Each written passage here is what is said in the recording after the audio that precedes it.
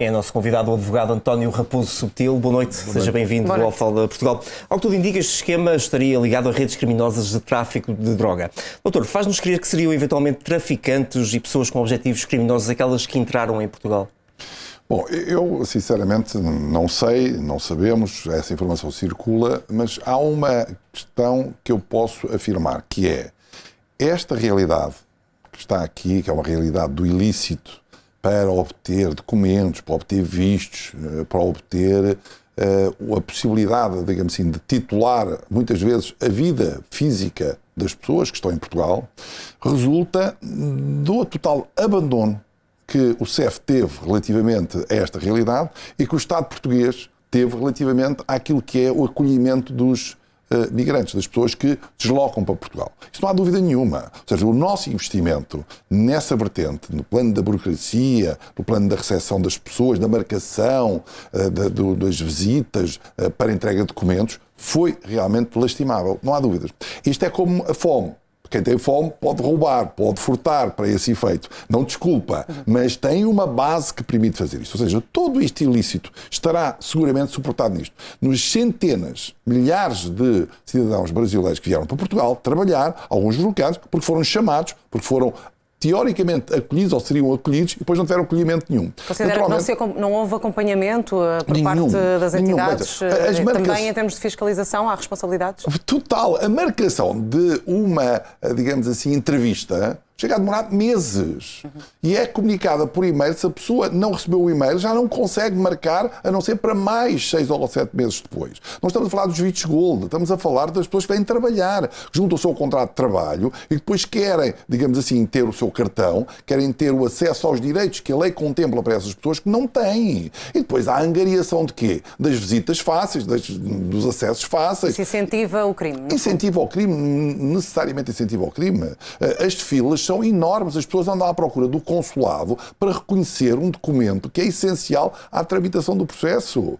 É natural que se num consulado a pessoa é mais frágil, é mais acessível, recebe aquilo que se chama a gorjeta ou o apoio, digamos assim, para a sua facilidade, depois isto toma uma escala enorme. Não é com certeza o problema da droga que está aqui. Não vamos agora dizer que isto tem aqui as pessoas da droga a entrar em Portugal. Não é nada disto. Não é, não sei se é, mas o que é, e sabemos todos, é que existem centenas de pessoas que não estão documentadas em Portugal por falha da situação administrativa que o Estado português não conseguiu contemplar. Não é só nos hospitais que há uma falência dos recursos, ou nas escolas. É também nos serviços que o CEF estabelecia e que hoje, com esta mudança, se espera que virá a acontecer, mas foi publicitado, noticiado, que existem centenas de processos, milhares de processos pendentes. Suspeita-se também que cerca de 30 cidadãos brasileiros tenham conseguido chegar a Portugal através deste esquema. O que é que vai acontecer agora a estas pessoas? É evidente que chegaram por este esquema ou outro esquema qualquer, que os documentos não são legais, são repatriados, são sancionados e temos mais uns criminosos com um processo e depois vão ser presos, se assim for, que sejam. Agora, o que eu acho que nós temos que retirar daqui e dizer claramente é: o que se está a passar entre Portugal e o Brasil é uma disfunção total entre aquilo que se declara e aquilo que se faz. Não há dúvida nenhuma. Nós não podemos dizer que temos a maior comunidade brasileira cá e dar o tratamento que estamos a dar às pessoas que estão cá. Não é possível. Nós temos uma obrigação, nós, cidadãos portugueses, nós, Estado português, temos uma obrigação de acolher as pessoas que nós chamamos, porque nós chamamos.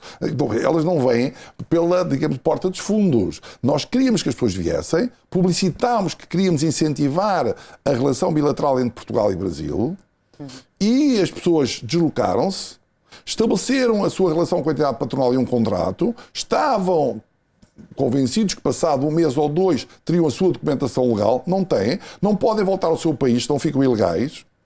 Então ficam aqui, a família está lá, têm que mandar dinheiro para lá, não conseguem mandar legalmente porque não estão a receber ainda legalmente. Obviamente, se alguém disser: olha, eu por 1.000 euros resolvo a certidão de habilitações, ou eu resolvo isto, ou resolvo aquilo, naturalmente as pessoas entram Aqui nesse estamos esquema. a falar, e naturalmente, como também já referiu, nada desculpabiliza o crime. Claro. Estamos a falar de pelo menos 9 crimes, entre os quais corrupção ativa e passiva.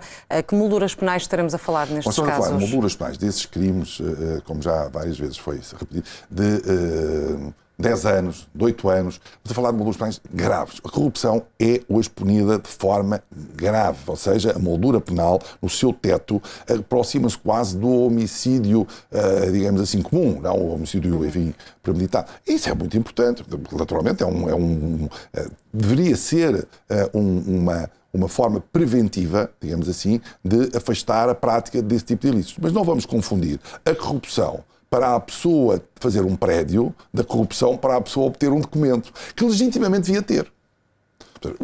A pessoa tem direito a ser recebido num consulado para que o seu processo avance. Quanto tempo demora? 6 meses. A pessoa chega lá, paga 1.000 euros para passar à frente dos outros. Também é corrupção.